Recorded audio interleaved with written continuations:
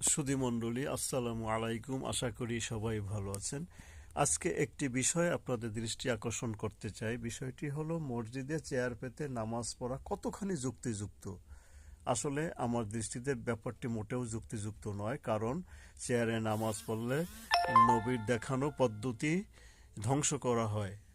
কারণ নবী শিখিয়েছেন কাঁধে কাঁধ মিলিয়ে কাতার সোজা করে নামাজ আদায় করা, এবং বেশি ফাঁকা থাকলে সেখানে শয়তান ঢোকার ভয় থাকে, মনোযোগ নষ্ট করে। তো এর মতো অবস্থায় চেয়ার পাতলে অনেক ফাঁকা থাকে, লাইন দেখতে অসুন্দর হয়। তো সুতরাং এই অবস্থায় সেই নবীর পদ্ধতিকে আপনি কি নষ্ট করবেন? সেটা কোনোভাবেই উচিত নয়। আপনার শারীরিক সমস্যা থাকলে আপনি আলাদা একাকী নামাজ পড়ুন, কিন্তু নবীর শিখানো সেই পদ্ধতি ধ্বংস করা উচিত নয়। সবাইকে ধন্যবাদ। আল্লাহ হাফেজ।